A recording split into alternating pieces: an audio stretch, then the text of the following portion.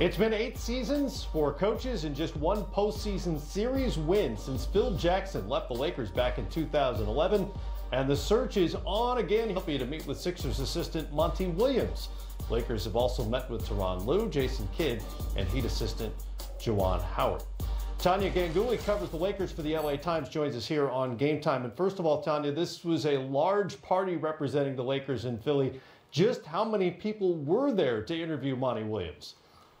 Yeah, well, it wasn't just for Monty Williams. What I was told is this group actually has participated in 3 different interviews this week. They met with Tyronn Lue, and they also met with Juwan Howard. So it includes Jeanie Buss, Rob Pelinka, Jesse Buss, and Joey Buss, who are Jeanie's 2 younger brothers, who Jesse is their assistant general manager and director of scouting, and Joey runs their G League team. And then Chief Operating Officer Tim Harris was there, as were Linda Rambis and Kurt Rambis. Linda is a very close confidant of Jeanie Buss's, and she is the Lakers Director of Special Projects, and Kurt has been an advisor for the team over the past year. So a lot of people, a lot more people than were there for the first interviews last week. And, you know, the Lakers are really trying to get everybody involved right now. A lot of chefs in that kitchen right now. The Phoenix Suns have interest in Monty Williams as well. As for the Lakers, is it his job if he wants it at this point? It seems like he is the front runner. We'll see how things develop. And, you know, we talk about all the chefs in the kitchen and all the people that are going with them, but it's still unclear exactly how the decision-making process will be. What we have heard is that Rob Pelinka will be running this search. So because they're having all of these people go doesn't mean that it still won't ultimately be his final decision. And it does sound like Monty Williams has been the front runner for a few days now. And what boxes would Williams tick for LA? What are they looking for? Well, one of the things they're looking for is head coaching experience, and, you know, that's something that Monty Williams has. You know, it's interesting. Monty Williams and Ty Lue, they're the 2 candidates that they have right now. They're 2 serious candidates, I should say, because you did mention Jason Kidd, but that wasn't, from what I've been hearing, that is not a serious candidate for this job.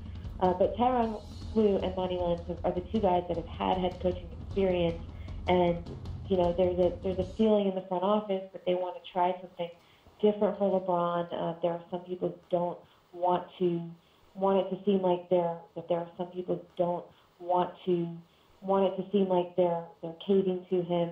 There is that kind of sentiment in the building. So that's something that they would be able to get with Monty Williams, who has been a successful head coach. Well, that leads to my next question, because it's about LeBron James. And, of course, he will say, and the Lakers would say publicly, that he had no say in who the head coach is, I would imagine. What, if any, influence will he have over who gets that job ultimately? I don't know that this is something that they're going to ask him about, and I don't know that it's something that he's going to try to impose himself on.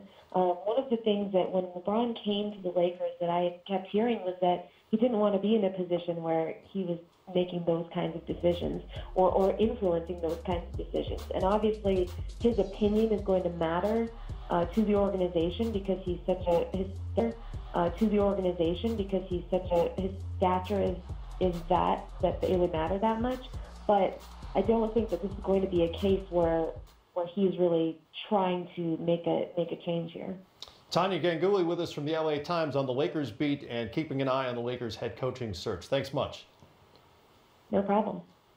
All right, guys, when you think of this search now, 6 straight playoffs without the Lakers in them, which is just hard to even fathom.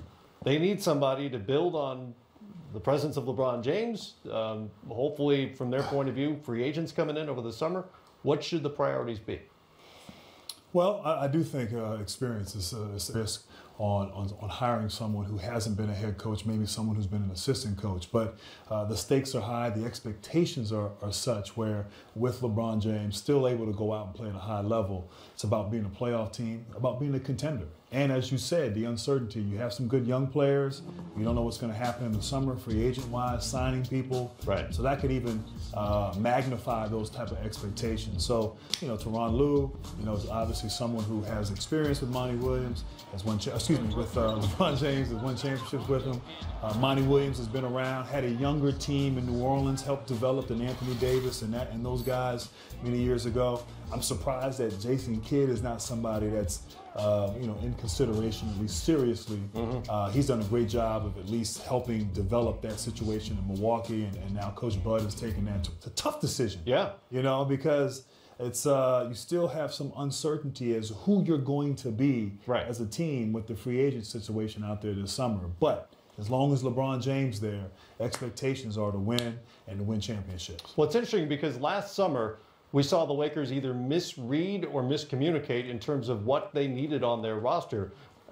Wound up with a non-shooting team around LeBron James, a bunch of playmaking guys, and obviously it didn't work great.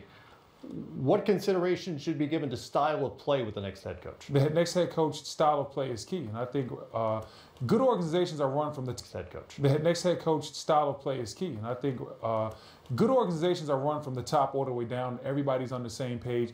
I don't know what happened with Magic Johnson and Rob, but obviously everybody wasn't on the same page. So you need to make sure that everybody gets on the same page as far as what our style is going to be, and then you go out there and you get free agents that fit that style. And listen, you need to include LeBron James in that as well. I'm not saying he has to be hands-on with every free agent, but maybe run a couple things by him. I've played with LeBron. LeBron likes to be involved. Don't make no questions about, bones about it. He likes to be involved. You don't let him have final say, but you bounce a couple of things off of him as far as, hey, listen, we were thinking about this. How comfortable do you feel with this type of style? And that's the most important thing. Get everybody on the same page, figure out what your style is, and make sure the coach that you hire is good at coaching that style. I think you'll be just fine. LeBron has a lot left in the tank, a lot to give to this game. I think you're going to get a lot just fine. LeBron has a lot left in the tank, a lot to give to this game. I think you're going to get a lot hungrier LeBron, too. A lot of people were having fun at his expense. Yes.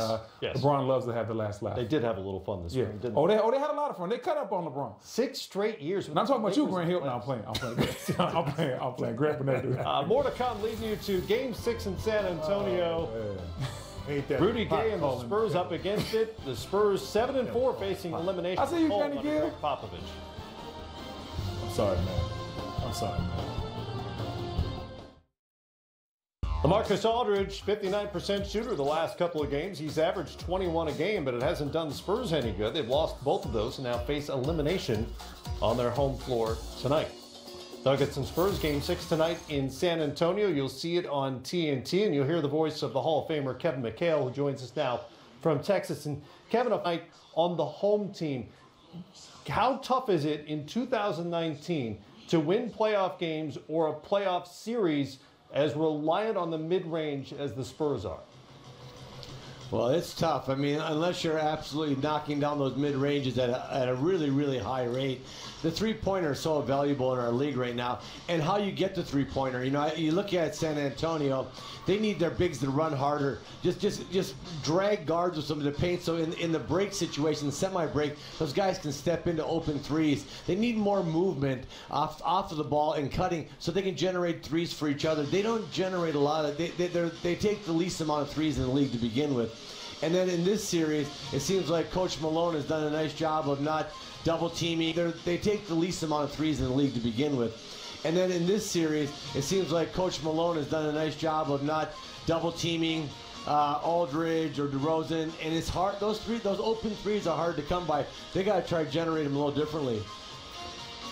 Kevin, we were joking around before we came on camera about bigs and not knowing what to do with the ball. One big that does know what to do with the ball is the Joker. How impressed are you with his passing and his ability to move all around the court and be a threat?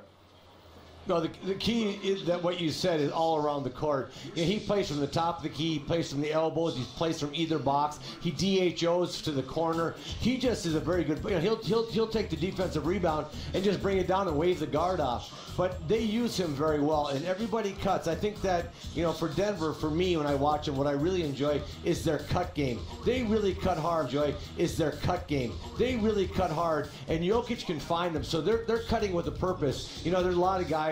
If you didn't ever thought you were going to get the ball, all those cuts become halfway cuts. These are full cuts, which leads to the defense sucking in, and just on the cut, the ball's not even in the paint, but the cutter's open, leads to come in, and he finds shooters all over. So his ability to play kind of everywhere on the offensive end is tremendous, and his vision is as good as anybody I've seen in a long time for a big guy. He has tremendous vision, and he's really a willing passer, so fun to watch.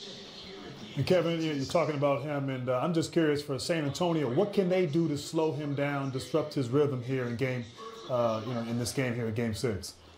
Yeah, you know what? I just think sometimes maybe make him just a scorer. You know, I mean, they're coming down, they're digging on him, they're doing some stuff.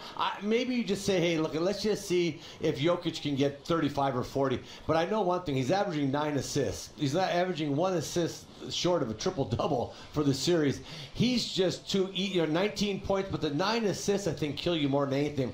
Maybe if you stay home and just say, okay, look at guys, you big guys are going to have your hands full, but we're guarding from the elbows, we're guarding from the boxes, we're guarding from the top of the key, and we're not bringing any help. We're going to try to see if we can force him to make a lot of tough twos. Kind of the same thing that Denver is forcing San Antonio to do. Kevin, the Spurs scored just 90 points in Game 5. They're not an explosive offensive team, just 7 of 24 from 3, as we discussed a moment ago. Greg Popovich is about to pass Pat Riley for the second most playoff games ever coached. So he's been around a little while. What can he get out of his bag of tricks to generate a little more offense tonight? Yeah, I think maybe just keep on changing up the matchups and his players on the floor, trying to find that rhythm where you find a group that's playing well together. DeRozan and LaMarcus Aldridge are kind of one-on-one ISO players. I think you got to put some guys that move around there with them, and you got to get them moving a little bit too. I just think that Denver's kind of locked in on what San Antonio's strengths are, and really taking them out of it, not giving up threes, playing a lot of guys head up. And so I just think they need a little bit more movement. But you know what? The team is what the team is, honestly, at this stage. And it's a tough matchup, but they've proven that they can go in, they can win big games. And Pops always has a couple things up his sleeve. And tonight will be interesting watching what does he do. You know, is he not guard one of those guys? Just say, look, we're gonna just come off of a player. He'll do something tonight that we'll see in the first quarter that'll give them a chance. All right, looking forward to it. Kevin McHale with us from San Antonio, where the Spurs will try to survive Game 6. We'll see it tonight on TNT. Kevin was just talking about Nikola Jokic, and obviously he's a phenomenal passer, but he's not the only good passer on that team. Not only the passing, but cutting as well. Yeah, that whole offense is not predicated on just ISO basketball like we see certain teams doing. It's all about ball movement, the ball finding different guys. The ball gets more energy as they play more and more team-like. So you see right here, nice little dribble handoff. Then Millsap gets the ball. Jokic gets the ball right in the middle of the court. And this is where you start to relax and thinking it's an ISO, but no, look at the nice backdoor cut right there. Jokic with the excellent vision. Now Jokic sets the screen. He once again, once the defender relaxes, Murray once again with a nice backdoor cut. But they also have different areas where they can get him involved. You see him handling the pick and roll, popping, kicking it to a guard, and now rolling down the lane. Jokic's versatility causes so many problems because you can move him all around the court. He can do everything. He can dribble, he can pass, he can shoot. So you can't just lock into one formula of trying to stop him because he can do so many versatile different things. I really don't know how you stop a guy like that. We haven't seen a lot of bigs like that because most guys have a weakness somewhere. Hey, if he can post up, maybe he can't shoot. Or maybe he shoots and he's not physical. Jokic is everything. He's the new wave big that everybody's talking about, the movable chess piece. They move him all around the court. His vision, fantastic. One of the best passers. He might be the best passing big I've ever seen. Have you seen anybody better?